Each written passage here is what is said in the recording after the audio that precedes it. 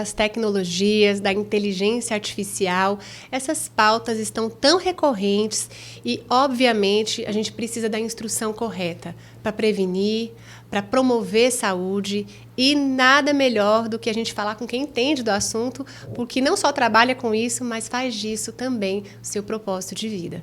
Então, hoje eu estou com muita alegria recebendo ele, Dr. Gildário Lima. O currículo é enorme, mas eu vou me ater só a uma coisa, tá? Professor, não é assim, Gildário? Correto. Seja muito bem-vindo, estou muito feliz de te receber aqui. Obrigada por ter aceito o convite. E eu tenho certeza que as pessoas vão poder aí aprender muito hoje sobre o uso da tecnologia de uma maneira positiva para a educação e para a vida. Agradecer o convite, né? É sempre bom falar para pessoas, principalmente pessoas do Piauí, e tentar contribuir um pouco, né? Principalmente nesse momento em que são muitos assuntos, muitos contextos, e essa coisa da tecnologia acaba parecendo meio apocalíptica, né? As pessoas acabam ficando com medo de tanta novidade. Então é sempre bom a gente... Acho que a melhor maneira de se preparar para entender é discutindo. Então quanto mais a gente discutir, mais a gente se prepara para entender. Olha, gente, deixa eu contar aqui uma coisa. A gente tem um negócio combinado, tá? Quando ele vem aqui me visitar, é chá, né? É chá. Não é água, é chá de erva cidreira pra a gente lembrar das origens, ó. Tá com cheirinho bom. E aí, falando de origem, eu queria que você pudesse compartilhar um pouquinho sobre o menino Gildário, lá de Campo Maior, como que essa direção, essa orientação, como que a tecnologia chegou na sua vida? Eu nasci numa família bem simples e, por incrível que pareça, eu tenho, né, tive um avô que eu não conheci ele em vida. Quando eu nasci, ele já tinha falecido. Mas eu vim descobrir depois que meu avô era um cientista. Ah, é? Ele era conhecido por inventar, fazer as coisas. E um belo dia eu estava no museu. E aí o dono do museu falou: olha, eu acho que eu te conheço. Esse aqui era o teu avô. O museu em Campo Maior? Em Campo Maior. E aí me mostrou uma peça que era do meu avô. E assim, eu acho que isso tem um pouco do DNA, né? Meu pai também é muito inventivo. Mas eu sempre fui uma criança inquieta para a problemática, né? Acho que eu era tão inquieto que eu não conseguia concentrar, não conseguia desenvolver algumas questões direito, mas a tecnologia sempre me chamou a atenção. Então, desde sempre eu era aquela criança que quebrava as coisas, desmontava. Eu lembro que quando meu pai me deu o primeiro relógio automático, né, que é um relógio que você não precisa de bateria. Acorda. Aquilo me encantou, né? Como é que uma coisa que não tem bateria funciona? E eu lembro que era um relógio da Técnico na época, e eu desmontei o relógio, né? E aí não soube mais montar, eu queria entender como era por dentro. Eu lembro de um episódio, enquanto a minha mãe ficou muito chateada, meu pai sempre incentivou. Ele falou: não, tudo bem, o relógio era seu, você faz o que você quiser, você quebrou, mas agora eu só vou te dar outro daqui a, sei lá, há tantos anos. E essa coisa do relógio, ela continua acontecendo. Eu acho que foi só no quarto ou no quinto relógio que eu consegui remontar novamente. Então, assim, eu sempre tive essa persistência. E eu lembro de uma passagem muito importante, acho que eu tinha os meus 14 a 15 anos, e eu gostava muito de quebrar as coisas, né? Ajeitar. Eu comecei a ganhar dinheiro com isso, consertando rádio, TV. E a minha mãe, vendo aquele esforço, ela comprou para mim um curso do Instituto Padre Reus, né? Semelhante ao Instituto Universal Brasileiro, que por correspondência eu fiz um curso de rádio e TV. E hoje eu sei que aquilo era um conteúdo muito avançado para a minha época, mas ainda assim eu consegui avançar, né? E aí eu lembro que eu acho que esse foi o meu primeiro contato com a tecnologia. Depois eu ganhei um curso pelo Senac de noções de computador, introdução à computação. E aí sim foi o meu primeiro contato com um computador. Eu devia ter uns 16 a 17 anos. Então, de alguma maneira, sempre eu tive essa facilidade, né, de lidar com objetos. Eu tenho uma memória para desmontar algo e depois voltar montando. Então, essas coisas foram conversando e eu acho que acabou contribuindo para o persona, né, para a pessoa que eu me tornei hoje.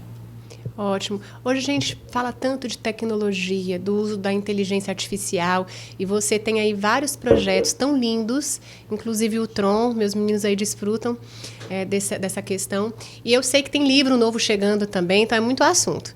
Eu queria que você pudesse falar para a gente um pouquinho mais sobre... Você falou assim, Amanda, olha, eu fui introduzido nesse universo a partir das minhas vivências e das minhas experiências.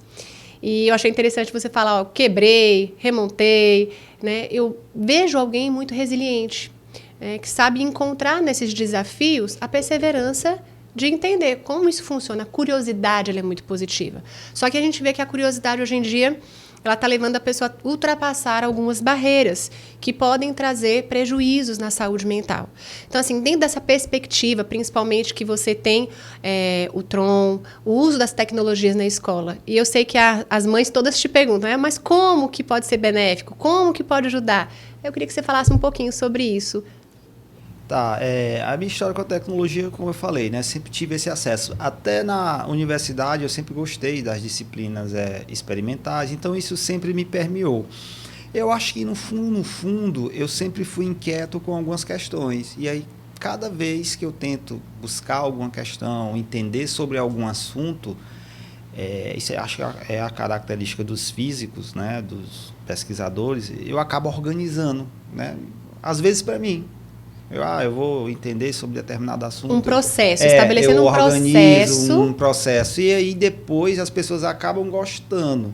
Eu tenho, não parece, mas eu tenho muita dificuldade em entender as coisas. Então, assim, eu costumo estudar muitas vezes mais. Algumas coisas eu tenho facilidade, outras eu tenho uma dificuldade. Então eu vou criando esses processos de aprendizado, eu vou estudando. E talvez o diferencial é que eu levo muito a sério. Vou te dar um exemplo. Quando eu comecei a estudar sobre IA, eu comecei a estudar para mim.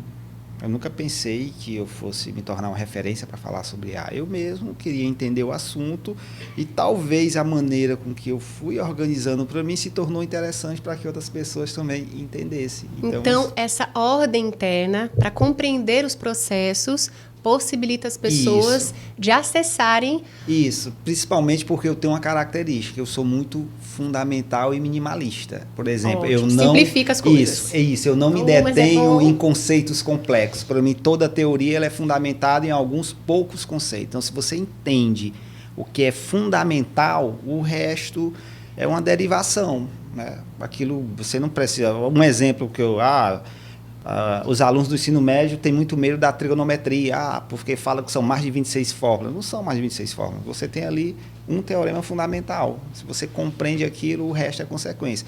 Então, eu acredito que essa visão de ser minimalista, de ser basal, de trabalhar com o que é básico, tudo, eu gosto de trabalhar com os conceitos básicos. A pesquisa que eu desenvolvo é baseado em teorias básicas. Fez com que nascesse esse contexto. E talvez na minha inserção dentro da educação, porque eu sou investidor de algumas empresas de tecnologia e o meu foco é educação, eu também gosto dessa conversa livre. Então, assim, eu dou a minha opinião, eu falo o que eu penso, gosto de trazer outros pontos de vista e, recentemente, né, assim, nos últimos 4 anos, eu tenho sido muito abordado por pais, por mães, por conta desse tema, né? Existem aí vários contextos. As pessoas falam da tela azul, falam até que ponto é sadio uma criança ficar na tela no celular. Você tem as opiniões mais extremas. Tira o celular Não, meu filho até 16 anos não vai pegar no celular. Então, são várias coisas que, se você analisa isso com um pouco de responsabilidade e fundamentação, você cria uma boa discussão. Então, eu acho que isso tem chamado a atenção nesses diálogos. Às vezes eu sou incisivo, mas o meu papel como pesquisador é sempre tentar trazer a opinião clara, né? Sem uma presença emocional muito marcante, né? Porque não tem como você tirar o emocional de tudo. Mas eu sempre tento dividir. Aí talvez essa minha maneira de organizar esses conceitos que tem tornado, né, interessante para que algumas pessoas possam aprender. E a essência, você usou essa palavra, essência, né? Essencial, aquilo que é minimalista. Dentro do uso da IA na educação, o que é a essência dessa intervenção e da utilização da IA? Uma coisa interessante é que eu não queria, assim, há uns 2 anos atrás, eu tinha decidido que eu não ia falar e nem palestrar sobre IA. Porque eu falei, não, é uma coisa que eu sou muito mais consumidor, não sou especialista na área. Então, assim, eu prefiro falar sobre robótica, sobre física, que é o que eu atuo. Mas a pergunta sobre IA começou a ficar muito recorrente. Até que, por uma oportunidade, né, As pessoas falam, vai lá, fala, já que elas querem ouvir, tá bom. Então eu vou falar o que eu entendo sobre IA. E aí depois que eu comecei a falar, ficou uma coisa recorrente, mais pessoas procuram, mais pessoas querem esse tema, e aí, então eu vou passar a estudar com mais profundidade, até para que eu possa me preparar melhor. Mas a primeira coisa que eu gosto de dizer é assim, né? Isso às vezes choca as pessoas. Eu falo, as pessoas querem aprender de IA indo para o fim. A maneira que eu aprendi e que eu gosto de ensinar primeiro a gente precisa aprender sobre inteligência. Se você aprendeu sobre inteligência, né, como funciona na cabeça humana, quais são os mecanismos, quais são as teorias, aprendi e entendi um pouco do que é inteligência. É só tornar ela artificial. E aí você tem a inteligência artificial. Só que as pessoas querem bypassar isso. Elas não querem fazer nenhuma reflexão sobre como é o processo de inteligência humana e querem ir direto para uma coisa fantasiosa final. Mas a inteligência artificial foi baseada no processo de inteligência humana. Então, assim, a gente precisa entender primeiro sobre pessoas, tá? Para depois ter um domínio maior de como isso poderia funcionar artificialmente. É parecido como um músculo, um braço. Você vai entender como funciona para depois você propor uma prótese mais moderna. Dizer, olha, isso poderia... essa prótese pode copiar a função muscular humana e agora o corpo vai entender, ela vai funcionar. Então, essa é a minha linha de olhar para a IA. Eu gosto de primeiro falar sobre inteligência, para depois o processo artificial ficar extremamente mais simples. E quando a gente estuda, a gente vê, né? Gardner, há tanto tempo atrás, já explorava as inteligências múltiplas, sinestésica, corporal, enfim, várias delas. Então, a primeira dica bem importante e orientação que eu acredito é conheça o que é humano e o que é essência, para que depois você estabeleça processos, né? O que você acabou de orientar. Gente, o humano vem antes de processo. Então, conheça para que você possa desenvolver outras percepções. Uma outra questão, você falou da robótica. Então, como também foi a introdução da robótica e qual foi o start para você desenvolver a Tron? A ideia da robótica foi interessante, né? Quando eu voltei para o Piauí, eu terminei doutorado, né? E fiz um concurso há algum tempo atrás e fui chamado para esse concurso. Eu tive que tomar primeiro uma decisão, né? Os meus orientadores queriam muito que eu fosse fazer pós-doc com eles na Alemanha. E seria o pós-doc dos sonhos, porque seria o último pós-doc deles, eles iriam comigo, então assim... E aí eu fui chamado para esse concurso, e fiquei nesse dilema, vou para a Alemanha ou assumo esse concurso?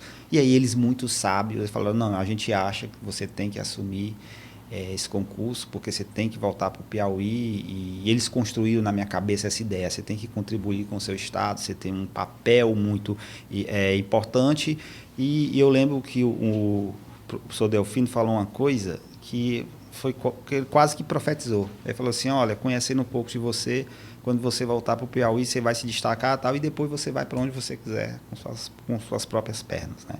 Então, eu assumi aqui o concurso na Universidade Federal do Piauí, antes não era o FDPA ainda, em 2013. Quando eu assumi esse concurso, eu cheguei sabendo trabalhar com física, já sabia trabalhar com robótica, porque interagi um pouco com isso no Rio de Janeiro, e fui trabalhar ali, comecei algumas pesquisas na parte de interface cérebro-máquina, né? Você trabalha com neurofísica. Talvez por isso eu consigo hoje falar um pouco bem sobre um certo aspecto da IA, porque eu estudei um pouco sobre isso. E eu lembro que um dia chegou até mim um grupo de estudantes, e esses estudantes queriam patrocínio para participar de uma Olimpíada de Robótica. Eram estudantes de Fundamental 2 e ensino médio. E aí eu me interessei, né? A gente conseguiu dar ajuda, os professores se reuniram, e eu fui visitar esses alunos, onde eles trabalhavam, né? Então, era um professor, o professor Marcos, reunia esses alunos, tipo, numa casa e dava aulas. E me chamou a atenção a forma com que aqueles alunos estavam estudando, né? Tudo muito sem estrutura, no chão, resto de sucata, aquela coisa. E eu falei, bem, olha, deixa eu contribuir e tentar ajudar esses alunos. Isso aqui em Teresina? Isso em Parnaíba, tudo em Parnaíba. Tá. E aí eu montei um grupo, eu falei, não consigo dar atenção para todos os alunos, mas escolhe aí 5 alunos que você acha que é interessante, que aí eu vou ajudá-los a melhorar a tecnologia. E esses alunos chegaram com muita vontade, né? E tinham dificuldade de montar o robô, ajudei a montar esse robô, né? A parte de engenharia e tal. E depois eles tinham dificuldade em programar. Aí eu até cheguei a brincar, e o que vocês sabem? Na verdade, só tinha ali uma vontade muito grande de participar. E eu comecei a entender. E eu lembro que, na época, eu achei um abismo. Eu achei, de um lado, as escolas falando de robótica, esse termo estava na boca de todo mundo, né? Dos pais, meu filho faz robótica, ele é o Einstein, ele é o gênio. E do outro lado, isso não tinha uma estrutura organizada dentro do processo de educação. Aí entra o pesquisador, diz, peraí, mas que show da Xuxa é esse, né? Porque é que todo mundo fala sobre robótica, mas ninguém consegue dizer o que é um robô. E a ponte, né? Porque existe uma lacuna muito grande. E essa coisa do minimalismo me incomoda. Como é que as pessoas estudam robótica, você pergunta para um professor de robótica o que é o robô, ele não sabe dizer o que é o robô. Então, ali faltava uma fundamentação. Até aí, eu não pensava em negócio. Aí eu juntei um grupo de pesquisadores e a gente fez um recorte dentro do que era robótica, separou um pedaço, né? Conversou com as teorias da pedagogia, da psicologia, e começamos a criar um trabalho. Esse trabalho, ele organizava como a criança deveria aprender tecnologia se utilizando da robótica como linguagem, dentro da sala de aula. Aí esse conjunto de estudos a gente batizou de método Tron. O Tron é tecnologia, robótica e natureza. E o que o método Tron? Aí a priori era só o pesquisador. Era uma teoria que mostrava que uma das melhores maneiras de se aprender tecnologia era praticando. E quem traz a prática é a robótica. Talvez, se você pensar em robótica, você está pensando numa interferência entre pessoas, tecnologia e máquina, né? Por exemplo, para um ser humano acessar uma tecnologia disruptiva, ele precisa de um intermediário. Esse intermediário é um dispositivo robótico. Então, os robôs, eles são importantes porque, de um lado, eles interagem com pessoas, do outro lado, eles interagem com a tecnologia. E aí a gente começou a organizar isso, o método foi feito, foi publicado, validado. Fiz algumas oficinas e tal, e aí começou a ter uma pergunta recorrente para mim. Alguém de uma escola, o meu professor foi para a sua oficina, ele gostou muito da sua metodologia, como é que eu faço para ter na minha escola? Aí eu respondi o e-mail mandando a cópia do livro. Né? Até que uma diretora foi me visitar e falou assim, olha, você me mandou o livro, mas eu não sei fazer. Com a aplicação, né? Tem a teoria, mas eu preciso do humano assim, para me ensinar a aplicar. Ela falou assim, eu preciso que... Ela falou exatamente essas palavras, né? Acho que ela assistiu no filme do Steve Jobs. Eu preciso que você traga para mim, eu tire da caixa e ligue. Nessa época, eu procurei... Ei, só uma pausa. Gente, olha, vai ter várias dicas de filmes aqui, tá bom? Então, já anota o primeiro que ele está dizendo bem aqui, do Steve Jobs. Segue a linha. Queria tirar da caixa e ligar. E aí eu procurei algumas empresas na época. Olha, eu tenho uma metodologia, vocês queriam absorver minha tecnologia? Tem aqui algumas escolas interessadas. E eu não consegui, até que eu mesmo resolvi investir. Aí eu encontrei algumas pessoas, eu falei, olha, tem isso aqui, eu não entendo nada de negócio, também não tenho muito dinheiro, mas eu gostaria de fundar uma empresa, uma startup, que entregasse essa metodologia, porque eu, como pesquisador, eu quero ver o que eu fiz funcionando de alguma maneira. E aí nasceu a startup Tron Robótica Educativa, a qual eu fundei com mais duas pessoas e botei isso no mundo. E, de repente, isso começou a fazer muito sentido. As escolas gostam pela fundamentação, aí mais uma vez essa minha característica, minimalista, de dizer para processual, né? E aí os professores gostam porque depois do método Tron eles conseguem dizer o que é um robô em vários níveis e a coisinha ficou mais amarrada e coincidentemente isso avançou muito porque isso conversou com o momento tecnológico mundial. E hoje a gente vive isso, a gente vive o debate de muitos conceitos, mas de maneira superficial. E aí a nossa ideia não, a nossa ideia é, peraí, quem está preparando essas crianças e esses jovens para esse futuro tecnológico? Porque eu entendi que, muito embora o seu filho, por exemplo, não vai ser engenheiro, não vá construir robô, mas do outro lado ele vai ser usuário. Ele vai utilizar dispositivos. Então, a gente precisa construir nele essa proximidade com a tecnologia de maneira mais humanizada. Que começa pela linguagem. Começa pela linguagem, começa dentro da escola, porque a escola hoje, para mim, não vou dizer o melhor, é o único ambiente em que se consegue construir mudanças culturais. Sim. Você começa ali na geração dos pequenininhos, eles vão absorvendo e tal. Sedimentando a informação, crescendo nesse ambiente. E já te respondendo uma pergunta.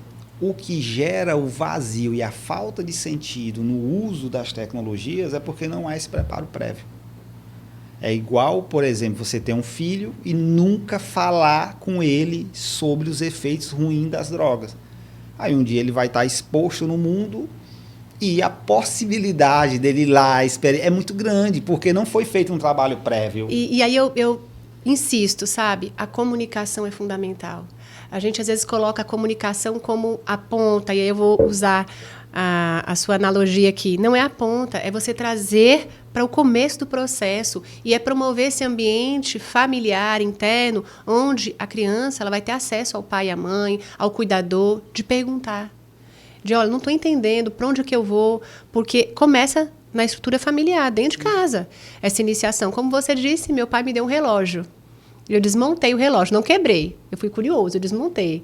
E ali foi o start para a sua jornada, para que hoje você possa ser essa pessoa que ama física. Talvez se ele tivesse me barrado ali, eu não seria um empreendedor de risco, de investir em coisas que a priori, vamos tentar aqui, vamos... Um traço de personalidade, foi instigado ali. Isso, né? Foi instigado. E uma coisa tão interessante que você disse ainda há pouco, a contribuição é a chave da liberdade. Então, quando eu contribuo com a vida de alguém, eu também me torno uma pessoa livre. E essa liberdade ela se expressa na minha linguagem, nas minhas ideias, no meu campo onde eu posso explorar as coisas. E isso torna, eu acho que, um convite para que a gente, como pai, como mãe, eu digo, a gente às vezes fica com medo, né? Olha, eu tô vendo o menino jogar, eu tô vendo o menino fazer isso, tendo acesso a tanta coisa. Como é que eu posso orientar ele para essa perspectiva? E aí entra a minha pergunta aqui, né? Que é, em que momento a inteligência artificial ela deixa de ser essa ferramenta útil e ela se torna de uma maneira muito prejudicial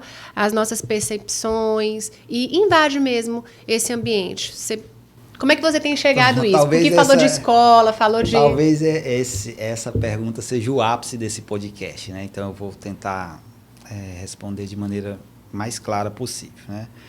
Primeiro que existem muitas questões diferentes que a gente não pode misturar. Uhum. Também é um erro nosso querer misturar tudo e tornar um problema só grande de uma vez. Não, você tem... São os vieses, né? Você tem viés, né?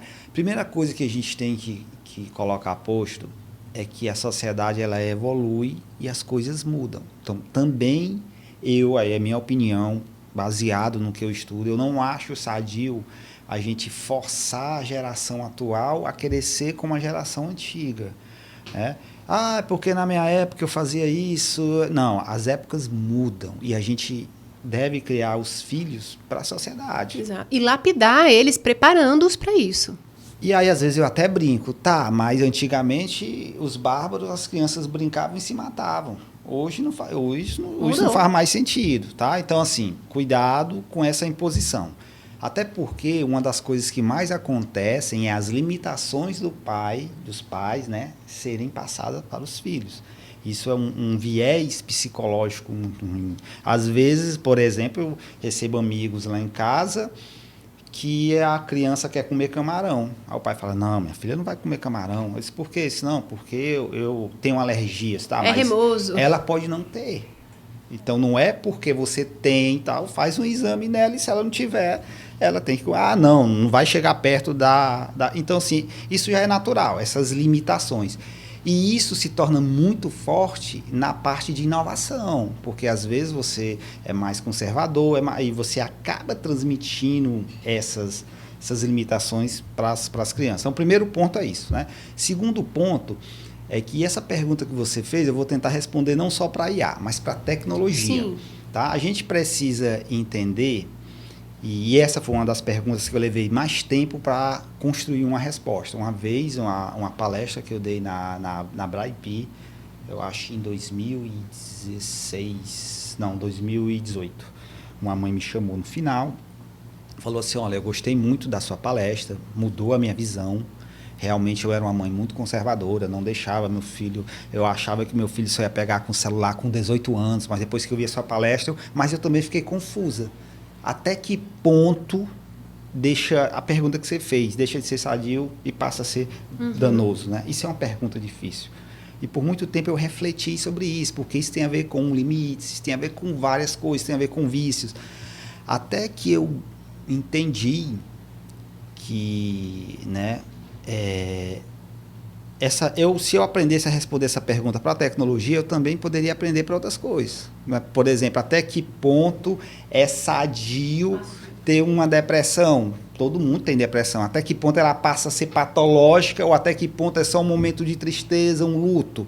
Então, esse limiar, ele é detalhista. E aí eu achei um viés de um pensamento e fui seguir nessa trilha. Tá? E eu entendi uma coisa que eu chamo de busca de sentido. Acho que as coisas precisam ter um sentido. E aí eu fiz esse olhar para dentro, porque um dia minha mãe veio reclamar para mim que a minha sobrinha foi lá para casa e a minha sobrinha estava muito envolvida com questões tecnológicas, ela não estava achando. Eu falei, poxa, então eu vou conversar com ela. Eu comecei a perguntar, mas por que você usa muito o tablet? E nesse caso eu tive uma resposta positiva. Falei, não, porque eu gosto de desenhar.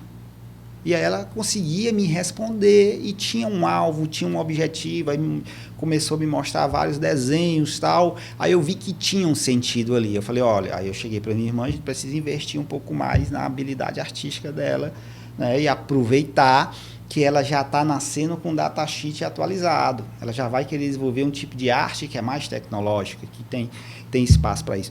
Então, o que eu aconselho os pais? A busca de sentido. Por exemplo, não, meu filho passa horas no tablet. Mas qual é o sentido dele estar horas no tablet? É porque ele está interagindo com os colegas ou não? Ele é só algo que não contribui e são horas perdidas porque você quer que ele se aquete? Então, assim, tudo tem que ver algum benefício, algum propósito, alguma coisa para você entender. Não, faz sentido, ele está hora no tablet porque ele joga com os amigos dele. E aí eu tenho mães que às vezes são bem vazias. Falam, eu não concordo. Eu falei, olha, eu cito para você pelo menos umas 50 crianças autistas que não tinham condições de frequentar a sala de aula e hoje elas sabem ler por conta da tela. Elas se acharam.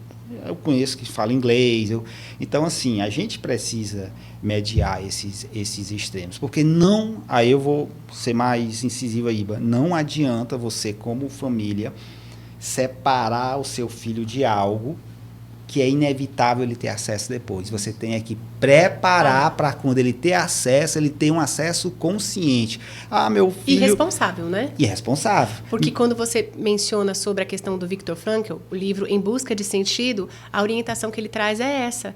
É você chegar realmente ao sentido daquela vivência, daquela experiência. E tudo isso parte de algo tão, tão simples, que é a escuta. O quanto você, e aí eu coloco para mim também como mãe, enfim, o quanto eu consigo escutar aos meus filhos, as angústias, as suas questões, né? Uma escuta sem julgamento, mas acolhedora, para que eu possa entender o universo dele e qual o sentido da tecnologia. E como a tecnologia, às vezes, pode, sim, aproximar e auxiliar ele a desenvolver relações sociais. Existem alguns estudos que apontam, Gildário, que a introdução de pessoas que têm o desafio, né, na relação social com outras pessoas, a gente pode fazer a exposição gradativa através da internet, do uso de aplicativos, e ela vai desenvolvendo de maneira gradativa a sua sociabilidade, conversando, interagindo, para que quando comece a olhar no olho, ela consiga se conectar com a pessoa. É uma ferramenta depende de como você vai usar. Então, eu gosto muito de parametrizar. O que você quer maximizar? Eu quero maximizar esses dons. O que você quer minimizar? Eu quero minimizar essas dificuldades. Sim. E aí você tem que ter um plano. Isso não pode ser solto, mas ao mesmo tempo você não pode proibir, porque vai ter acesso. Vai. E aí você imagina uma criança que foi podada, aí de repente com 16 anos ela descobre um mundo muito forte de uma vez. Isso é arriscado. É como aquele adolescente que sempre morou com o pai, com a mãe, e de repente vai morar fora para fazer vestibular, ou vai para cursar, fazer uma faculdade. Se ele não tiver tido um preparo, a liberdade para ele pode ser muito perigosa. É danosa. Porque ele pode não saber lidar. E aí eu lembro de uma pergunta que uma mãe falou assim, mas eu sou médica e a tela azul atrapalha a visão. Eu falei, olha, tudo tem efeito colateral. A tela azul tem efeitos danosos? Tem, mas daqui para frente a tendência são as telas. Do mesmo jeito que pegar a criança lá atrás, colocar ela sentada para assistir aula de manhã, assistir 8 horas de aula, gerou efeitos colaterais de coluna, de uma série de coisas. Aí, por isso que tem que ter o recreio, para a criança se alongar. Então, assim, tudo tem prós e contras. O que a gente tem que fazer? Minimizar as desvantagens e usar as vantagens para potencializar. E aí você vai fazendo essa construção. Mas eu sou a favor de que a criança tem que ser preparada, organizada, para poder encarar esse universo tecnológico de maneira mais responsável e consciente. Senão isso pode dar problema lá na frente. E esse preparo começa dentro de casa. Dentro de casa. Esse preparo começa dentro de casa e com a escola, em parceria. Mas a escola é parceiro. Em casa que a gente traz princípios, valores, direção, que a gente motiva, que a gente ensina também. Uma coisa que as mães me falam, né, quando elas me encontram, falam, professor, depois que o meu aluno, meu filho passou a estudar o método Tron, ele não quebra mais o tablet. Claro, é porque dentro do método aquilo foi mostrado como, olha, isso não é um brinquedo, isso é um dispositivo, você constrói um sentido para aquilo. Aí a criança passa a entender, antes para ela não, ela jogava no chão igual ela, então, porque ninguém tinha construído uma proposta de valor para aquilo. Então, assim, essas coisas são construídas. E eu sou apaixonado pela infância, porque o cérebro na infância é uma coisa incrível. É só estimular. Minha mãe às vezes fala que eu sou sem graça. Ela liga para mim, olha, sua sobrinha está falando teu nome. Eu falo, tá, mãe, é descendente do Homo sapiens, vai falar meu nome, vai falar o seu, graças a Deus, isso é normal, não tem nada de anormal. Ainda bem que ela tá falando, né? Ainda bem que ela tá falando, então segue o fluxo. Criança é estímulo. Então, se você estimular a criança, ela responde. Então, é o cuidado que se deve ter, né, na primeira infância. E aí vai passando pelas fases, mas se estimular, o retorno vem. E o que eu sempre digo, a estruturação desse indivíduo, da criança, acontece ali nos primeiros anos de vida, onde a gente pode ter esquemas emocionais que são disfuncionais na estruturação dessa pessoa, e aí nada melhor do que acompanhar, do que orientar, porque os erros eles vão acontecer. Agora, a forma que eu lido com o erro, a forma que eu lido com a curiosidade, a forma como as possibilidades que eu dou do meu filho explorar o relógio, que não é quebrar, ele está aprendendo a explorar esse material. Aí, né? Meu pai falou, isso tem um ônus e um bônus. Então, se você não conseguir, você vai passar 2 anos sem. Se você conseguir, beleza, daqui 2 anos eu te dou outro. Se você tentar, é a mesma. E aí você vai entendendo até que ponto vale o risco, né, de você avançar algumas coisas. Mas é isso. E aí eu tenho falado muito sobre IA e falar, poxa, a IA é uma grande ferramenta. Não dá. E você sabe qual é a maior dificuldade das pessoas com IA? Por exemplo, quando você vai usar... Vamos pegar o básico, um chat GPT. O prompt, programar o prompt. Eu cheguei de um curso de São Paulo agora que eu fiquei assim, não, gente, eu preciso que alguém me ajude. Eu peço socorro para as meninas aqui, olha, eu descobri que tem que programar esse prompt. Já dão risada de mim, Amanda. A maior dificuldade do prompt é porque as pessoas não sabem questionar. Elas tratam a IA como um Google. Elas falam, olha, primeiro que elas têm pena. Não, pergunta, faz. Como se estivesse perguntando para alguém. A sacada é essa. Mas se você não sabe fazer uma pergunta para alguém, aí não adianta linguagem. Ter aí a gente volta na linguagem. Não adianta ter aí. Então você tem que voltar um passo atrás para entender, a formular o que você quer. E eu mostro isso para os alunos. Aí falo, como que você conseguiu obter essa resposta? Foi a maneira com que eu perguntei, a maneira com que eu fui colocando, né?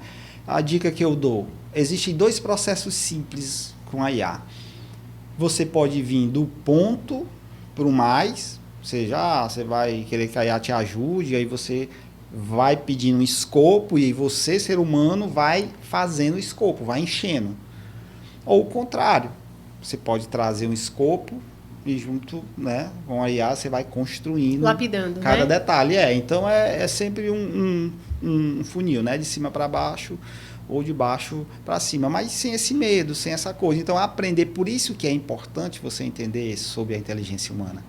Porque quando você entende um pouco desse processo, você passa a perguntar melhor, você passa a organizar o pensamento melhor, e aí você vai ter respostas mais coerentes. Gildário, eu estou tão feliz de te receber, que conversa boa, e eu não poderia encerrar de outra maneira. Vou pedir dica de filme, tá? Nossa última oportunidade que a gente teve de conversa, ele me deu várias dicas de filmes aí que eu estou assistindo, pra gente conversar. Eu queria que você dissesse aí 3, 2 filmes para o pessoal poder assistir. Não precisa ter a ver com eletrônica e ar, mas para a vida mesmo. E aí eu vou te fazer 3 perguntas aqui no fim. Tá bom, vamos lá. Eu gosto muito de filmes, principalmente filmes estranhos, né? Assim, não estranhos, diferentes. Porque hoje você vê que os filmes são muito...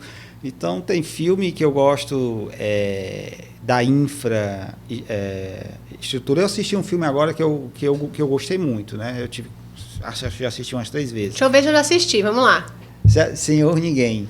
Ele está disponível no YouTube, é um filme de quase 3 horas. E ele é um filme muito interessante, né? Eu, pelo menos, tive que assistir 2, 3 vezes para poder compreender esse filme. Vanilla Sky. Vanilla Sky, já assisti. É um filme também que eu gosto muito. O Walt antes da Disney. Esse filme é genial. Isso ainda não assisti. Fala sobre Walt antes da Disney. Fala a história do Walt Disney até ele chegar na Disney. E o que eu acho interessante nesse filme é que parece que tem época que o universo conspira. Então você vai ver, não vou dar spoiler, né, mas você vai ver que a maioria das pessoas daquele filme geraram a base da animação do cinema que a gente conhece hoje. Como assim, várias grandes pessoas juntas. A ambiência. Quando você junta no ambiente pessoas com propósito, com visão. Pronto, esse filme não tem como. Eu gosto muito. E, por fim, Guerra dos Mundos, eu também acho um filme muito bacana. Esse é polêmico. A gente já conversou sobre ele um pouquinho, né? Eu gosto também, mas eu já assisti até mais de uma vez, mas quando chega na parte dos mundos... Porque esse filme mostra como a natureza é muito maior do que o ser humano. Sim. Então, isso, às vezes, a gente esquece disso. Agora um bate-bola, tá? Sobre tecnologia, sobre vida. Queria que você desse uma dica para a vida sobre tecnologia. Uma dica, uma palavra que ela representa. Resiliência. Ótimo. Uma dica para a vida através da tecnologia com otimismo. Hiperfoco. E uma dica da tecnologia com propósito. Impactar pessoas. Obrigada. Muito especial. Gente, encerramos aqui o nosso episódio. Compartilhe com mais pessoas. Eu tenho certeza que vários insights aí surgiram na sua mente e que esse episódio possa aí te auxiliar na criação dos seus filhos, na educação e na transformação de vidas.